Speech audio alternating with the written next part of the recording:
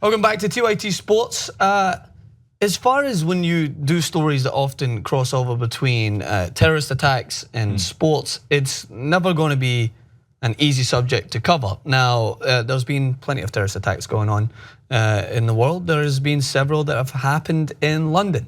We, of course, had one more recent that happened on the London Bridge. And then we had one, of course, last week, or was it? Yeah, it was over the weekend, which was an attack deliberately on Muslims outside a mosque. So it's a very tense time. But from these stories, you often get amazing stories of bravery that come forward, of people really stepping up and doing what they can to protect others. And at times, especially in this story we're going to cover here, it's amazing that how something like this can just kind of breathe a little bit of life back into a situation that's often very dark and hard to cover.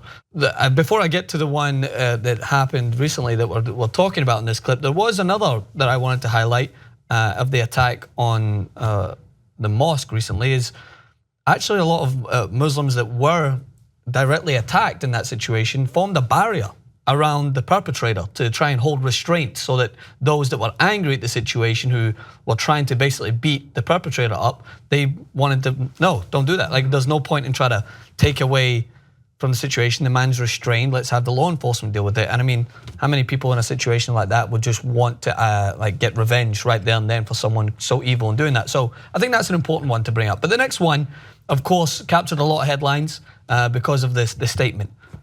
Fuck you, I'm Millwall. So to give you a little bit of context to this, Jason asked me yesterday what that saying holds, but not to the extent that it would catch on like make you turn into a like gladiator. wildfire. Yeah, it's so basically this goes back to the days of almost like, not to take it back to negative territory, but like football hooliganism, where fans used to fight against each other. Millwall and Chelsea had a very strong rivalry in there, and a lot of times people would ask them, "What are you?" And you'd be like, "I'm Millwall," or "I'm Chelsea." So of course those tensions have completely died down. If someone tries to say that hooliganism is getting to that point, it's not. But that passion that it came from is still evident in a lot of those fans, and it was evident in one fan specifically when he protected and tried to stop or halt a terrorist from enacting further damage by saying, "Fuck you, I'm Millwall. You're not gonna mess with me." And when I heard the story straight away, it just brought, like, I was obviously very upset at what I was hearing, but it just brought a smile on my face. It was like, that's what London is. That's what London's about, you know? First of all, some heroes don't wear capes. It's like what the most I would think is the phrase for it. He told the Sun, and I know it's the Sun, but upon seeing the trio on the London Bridge, he thought, I need to take the piss out of these bastards. This guy's awesome. Yeah. We have a picture of him when he was recovering. He did get stabbed, I think, 8 times, but he has survived to tell the tale, which is just great because, I mean, look at this guy.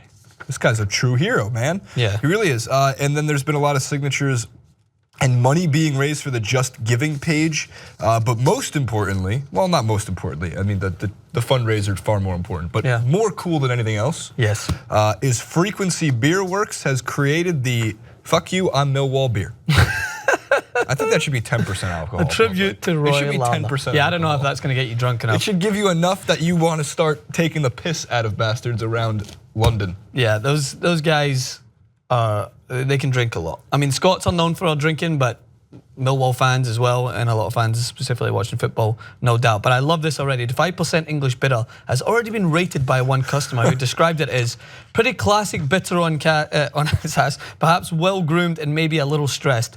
Taste yeast, freshly baked bread, and in the background, some summer flowers. That's just amazing. Sounds delightful to me. They reached out to Roy. Basically what happened is the owner of the brewery, David Mortimer, who we have a quote from, said, he said, a friend of mine who is a Millwall fan in London sent me a link to an article about Roy, and I thought it was an amazing story of his bravery. So I spoke to the other guys at the brewery, and we thought we could stick some money into the Just Giving campaign, but that'll be more fun to tell the world about it. It just feels like it's one of these stories you want to tell people about because it's amazing, and it's also a great name for a beer. Absolutely. She's right. Can I have a fuck you on Millwall, mate? I was gonna say, I want to see if there's I don't think they're gonna bring it to the U.S., but we'd have to order it from. I would love to try and have one of those. From London. Maybe we So talk to Dave. I want to make it. I don't know how much you can get alcohol shipped across. Can you? There's some weird legislation sometimes. Like I feel like we can also go talk to any bar here and be like ones that have like more. Can you get in? I mean, we could go to maybe the Fox and Hounds or something, one of the British bars in LA. Get us 5 kegs of fuck you. I'd love to try it. Drink it all summer. So.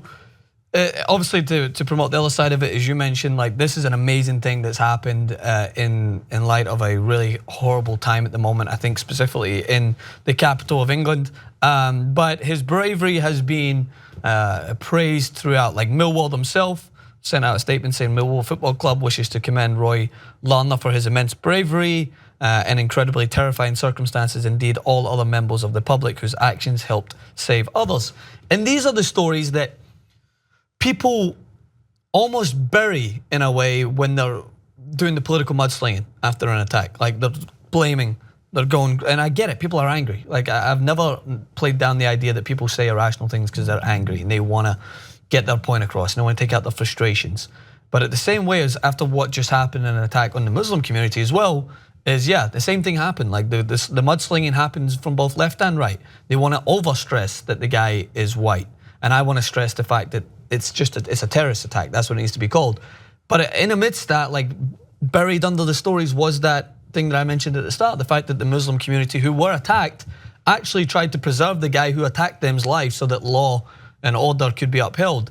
This story, for Roy's story, was celebrated in a way, but still not enough as much as it should. Like you want that to rise up because that's what terrorists hate.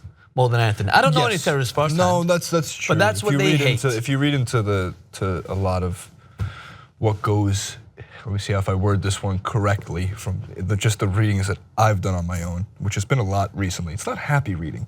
No, it's not. But in terms of like the ISISes of the world, stuff like that, they can't stand when communities rally together, and they can't stand when they see their goal is to disrupt, and if you don't let that happen. It's the best way to, in a way, get back at them. It's not the best worded way, but I like these stories, by the way, just because, for one, I like when they, look, is it crossing over into sports? Enough. It's crossing over into sports. Enough. I think it's awesome, and I think one of the things that we do here is we like to talk about certain stories. In this case, this one, just like the Chapecoense team, we did a couple on those.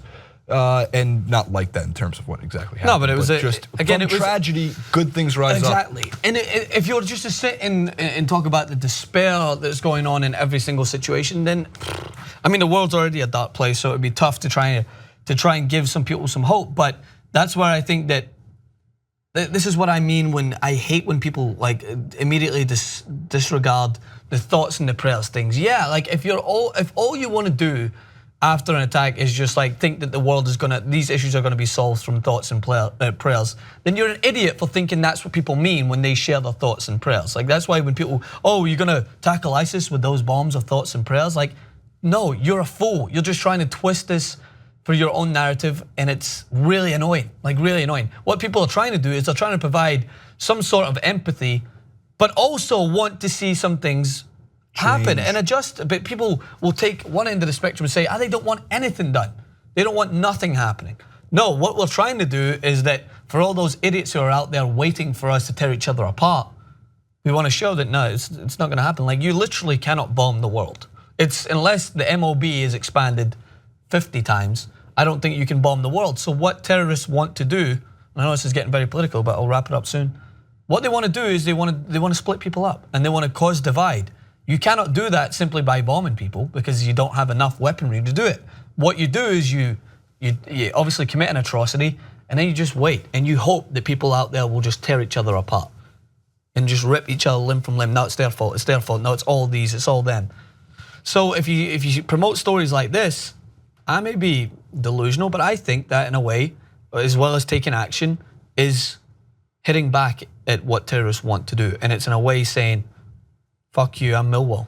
You're not gonna mess, you're not gonna split, you're not gonna break my character because of this. I'm gonna stand up for my country by doing this, just as the Muslims in the mosque attack stood up for what they believed as well, which was Let's not be videoed ripping a guy apart on the ground after he committed such evil, but we're a religion of peace.